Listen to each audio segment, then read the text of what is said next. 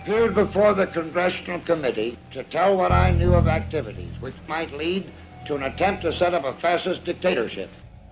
The potential for the disastrous rise of misplaced power exists and will persist. The very word secrecy is repugnant in a free and open society. And we are, as a people, inherently and historically opposed to secret societies, to secret oaths, and to secret proceedings. President Bush signed a formal agreement that will end the United States as we know it. And he took the step without approval from either the U.S. Congress or the people of the United States. The secret organizations of the world power elite are no longer secret. It's known as the Bilderberg Group. Could their objective be world domination? I'm Jim Tucker. I've chased Bilderberg for 30 years. I'll never give up the chase. Bilderberg plan for the whole world is nothing less than world government. I'm not comfortable with that at all. Who elected these guys to run the planet? They are the elitists. They feel they should run the world for their own selfish interests. Now we can see a new world coming into view. A world in which there is the very real prospect of a new world order. Bilderberg is making great progress toward a world government, and only an educated, informed public can stop them in their tracks. David Rockefeller admits in his own memoirs that he wants to destroy the United States. Right. He's a traitor. It's good to be back at the Council on Foreign Relations. As Pete mentioned, I've been a member for a long time and was actually a director for some period of time. I never mentioned that when I was campaigning for re-election back home in Wyoming. Let us never tolerate outrageous conspiracy theories. Well, the reason I bring it up, if you've ever heard any of our call-in shows, you know that we have people that think about the conspiracy theories of people like you. You would be a poster child for these people because you have served on the board of the Council on Foreign Relations. You helped start the Trilateral Commission, and you've been to the Bilderberg Group. Are people too close in this world? People in business too close to the governments? Well, you know, there is such a thing as insidious influence. And the question is, how does it operate? Does it involve bribery? And does it involve some sort of psychological domination of individuals? I don't believe in this notion of some sort of secret societies controlling people. But of course, in any political system, there are sort of over-the-table and under-the-table arrangements. The New World Order was on display with the First Gulf War and the creation of a European Union. After losing to his crony Bill Clinton, he faded into the background as the agenda for a New World Order marched forward. Whenever these agendas were threatened, those who opposed them ended up dead.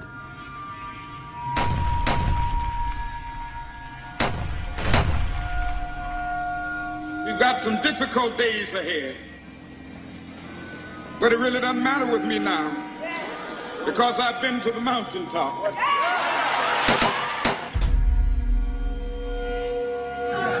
My thanks to all of you, and now it's on to Chicago, and let's win there. Thank you very much. Gave a paper about all three of the big assassinations in the 60s, which was John F. Kennedy, Bobby Kennedy, and Martin Luther King. And there are certain common denominators. I call these events deep events. We've become accustomed to the idea that every now and then something is going to happen, and we just know from the beginning we're not going to get to the bottom of it. And the more they happen, the more reconciled we've become to this state of affairs. In 1978, the House Select Committee on Assassinations could not ignore there was a conspiracy in regards to the assassination of John F. Kennedy. Good evening. A congressional committee has concluded that President John Kennedy and civil rights leader Martin Luther King Jr., both of them, were probably killed as the result of conspiracies The House Assassinations Committee wound up its 2-year study by recommending that the Justice Department look into both cases.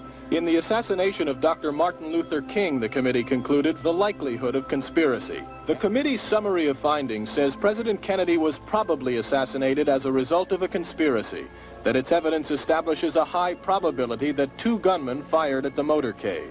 The committee concluded that President Kennedy did not receive adequate Secret Service protection in Dallas, that the CIA was deficient in sharing information before and after, that the Justice Department and Warren Commission failed to pursue possible conspiracies and made their conclusions too definite.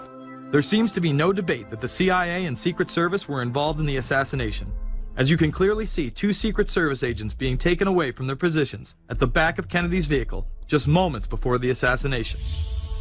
And no matter what you believe about Oswald, it has now been declassified that Oswald was trained by the CIA in 1957 under the cover of the Office of Naval Intelligence.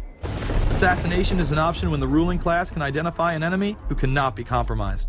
But how do they bend the population's will to do their bidding? Well, a false flag operation is one in which the attacker carries the flag of someone else. It's usually a military operation, and the purpose, of course, is to create the impression that the attacker is someone else.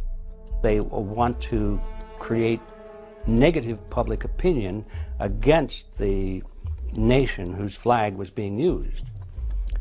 Or they may even not use a flag at all. This sort of thing is done all the time, and it's certainly not unique in history. I think we've been seeing a lot of it lately.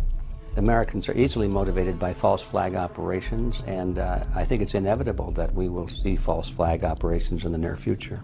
It is used in order to seize power at an accelerated pace. The government has lied about 9/11 repeatedly and used it to dominate the Middle East, while creating an evolving police state here, encroaching on civil liberties at home. And of course, building a new world order. There is a chance for the President of the United States to use this disaster to carry out what his father, a phrase his father used, I think, only once, and hasn't been used since, and that is a new world order. We know now that September 11th of 2001 was the beginning of what we might call a new world order. The new world order that this president's father talked about with such great enthusiasm seems to be high on the agenda of this administration. Under the second Bush administration, massive amounts of civil liberties were openly and brazenly taken away following 9/11. The passage of the Patriot Acts, the Military Commissions Act, and other horrifying anti-constitutional legislation was enabled by the incredible amount of fear generated by the media, all in the name of keeping us safe here at home. The war itself would create huge profits for the military-industrial complex, and the globalists would seize even more power and control over Middle Eastern resources in what they planned to become a Eurasian Union under their control. Although the establishment claimed to be fighting for our freedom abroad, they were destroying our sovereignty by stealth. Expanding on NAFTA, they were able to consolidate power on the domestic front by deindustrializing the United States through CAFTA, the Central American Free Trade Agreement, as well as the SPP, the Securities and Prosperity Partnership. Opponents, however, say the initiative is nothing less than a plan to create a North American Union that would eliminate sovereignty for all 3 nations. Building on the North American Free Trade Agreement, the NAFTA section of the Commerce Department is busy drafting laws and regulations for a North American Union, a union of Canada, America, and Mexico. The President has attended secret meetings and signed at least 2 agreements under the Security and Prosperity Partnership Program. The stated goal established by Presidents Bush, Fox, and Prime Minister Paul Martin is integration by 2010. It's a plan from the business elites, the political elites, that will cost more American jobs, cost American sovereignty, but it would fulfill the president's father's vision. Now, former United States Trade Ambassador Robert Zoellick is talking about it again with renewed vigor. This time, a new world order with business at the helm of trade and economic policy. It's an agenda that goes hand in hand with the United States, Mexico, and Canada, working quietly and behind the scenes to promote a common market with common deregulation for the benefit of multinational corporations. It's remarkable to me, the arrogance, the idea of just simply throwing away the nation's sovereignty, but they're trying to do so in so many ways. People better understand that they mean exactly what they're saying. It's a new world order they're trying to create. Dobbs, the only mainstream anchor to expose the New World Order, resigned shortly after bullets were fired into his home. The elite do not plan on waiting around for these unions to be formed before implementing the next step in global government. Through the vast global economic crisis of the last few years, they have been able to devalue the dollar and undermine it as the world's reserve currency. They have allowed the Federal Reserve and IMF to consolidate power by taking control of the Securities and Exchange Commission, as well as issuing a global currency instead of the dollar, disguised as a special drawing rights unit. This aspect of the New World Order was announced at the G20 in April of 2009. There is a big thing that's going to happen in London at this G20, and then they're hiding it, they're camouflaging it, they're not talking about it. Coordination of international regulation. What they are going to do is to put our Fed and our SEC under the control, in effect, of the IMF. The New World Order, that's what they're planning in there, is to undermine the U.S. currency, and it's just really sad. What it really is putting the American economy under international regulation. Yeah. And those people who have been yelling, oh, the UN's going to take over global conspiracy government. Theorists. They've been crazy, but now they're right. There's 20 or whatever people in the G20, say there's 20 ministers, thousands of us, and we can't get our voices heard. When Geithner said he would be open to the idea of a global currency last week, yeah. Those conspiracy people had said and suggested that for years. Right. You're not wrong.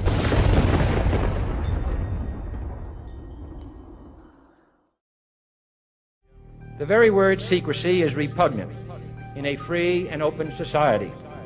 And we are, as a people, inherently and historically opposed to secret societies, to secret oaths, and to secret proceedings. We decided long ago that the dangers of excessive and unwarranted concealment of pertinent facts far outweighed the dangers which are cited to justify it.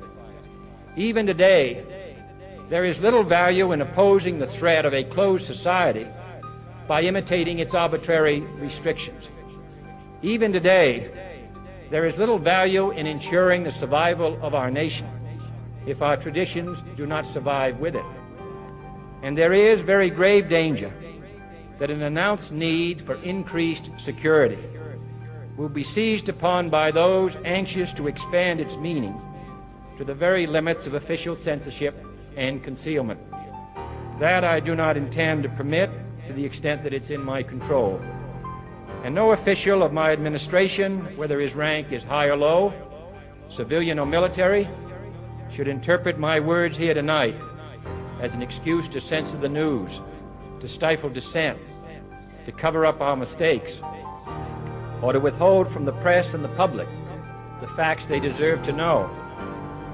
For we are opposed around the world by a monolithic and ruthless conspiracy that relies primarily on covert means for expanding its sphere of influence, on infiltration instead of invasion, on subversion instead of elections, on intimidation instead of free choice, on guerrillas by night instead of armies by day.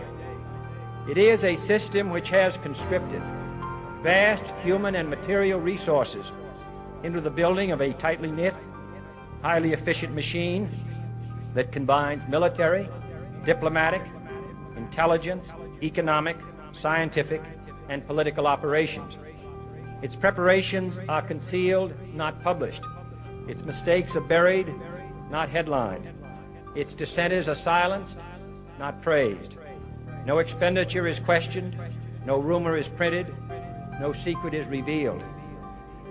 No president should fear public scrutiny of his program, for from that scrutiny comes understanding, and from that understanding comes support or opposition, and both are necessary. I am not asking your newspapers to support an administration, but I am asking your help in the tremendous task of informing and alerting